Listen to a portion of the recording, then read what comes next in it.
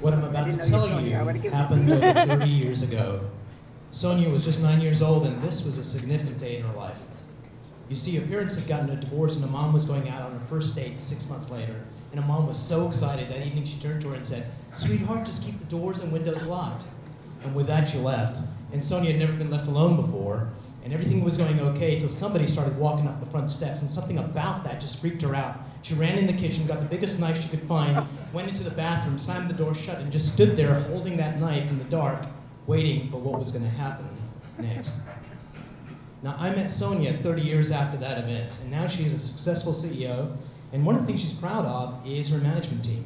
It took her 2 years to get the right people with the drive, passion, and expertise to help her grow her company. But there's only one problem, and the problem is Sonia is a world-class micromanager. She's involved in every single decision that they're making. She's alienating her own people. So she came in to see me and said, this is what's going on. I said, okay, tell me about a particular time where you felt this urge to micromanage. She said, well, just yesterday I was talking to a customer and I knew I had to take charge. I said, okay, in your mind, go back to that event and I want you to see what you saw back then. I want you to hear what you heard back then. And when you do those two things, you get to re-experience what you were feeling back then. What were you feeling? She goes, that's strange, I'm feeling it now. It's like a tightness here in my solar plexus. So using a tool from neuroscience, you can link this feeling with her unconscious mind. You felt this feeling before, one of you felt it before, and she went back to that darkened room. When she was there, she had a thought, and the thought was, to my mother, men are more important than me. And from that thought, she created a belief, the only person in the entire world that I can truly trust is me.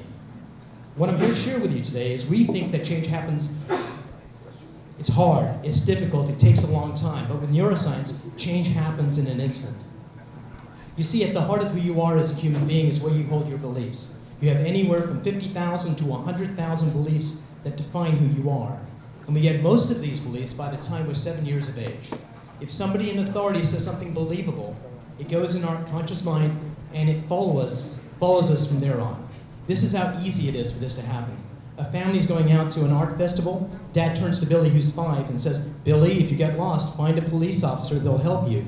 In that instant, Billy creates a belief you can trust cops. From then on, his mind will be looking for data to validate that belief. Beliefs are a self-fulfilling prophecy. Have you ever noticed how difficult it is to change behaviors? Think of a behavior over here, and underneath it is a belief that locks it into place. It's like a black hole of gravity. No matter how hard you try, you can't change the behavior unless you address the underlying belief. Our beliefs determine our level of success. Our beliefs around money determine our financial success. Right now, if you had $10 in your wallet and no debt, you would be richer than 25% of all Americans. So in our society, we have a lot of negative beliefs around money. So I'm going to guide you through a process that will help you identify what your limiting beliefs are around money. So I'm going to suggest what your annual income is. I'm going to start low, and I'm going to start working my way up. And your job is to pay attention to any thoughts, feelings, or sensations that come up. So take a deep breath in, let it out slowly. Your annual income should be $10,000 a year, $20,000 a year.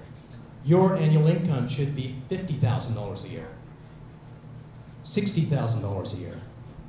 Your annual income should be $75,000 a year, $100,000 a year.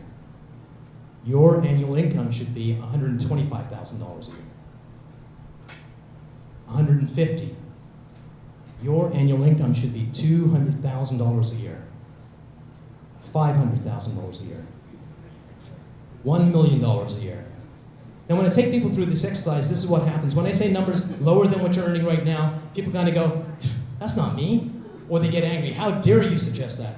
When I get to what you're earning right now, other than depressing, it kind of feels comfortable, right? And when I get way higher than what you're earning right now, that's where we get thoughts of, oh my God, I'll be working all the time, and my kids will get into drugs and it'll destroy my life. So our beliefs set our financial thermostat. And if we want to change what we're doing, we need to change our beliefs. So I talked about the comfort zone. In the heating and air conditioning business, they call the comfort zone when there's no heat or no air conditioning, but they have another term for it as well. It's called the dead zone. My mission in life is to help people break through their barriers, break through their beliefs, and break through the dead zone and achieve their dreams. Thank you very much.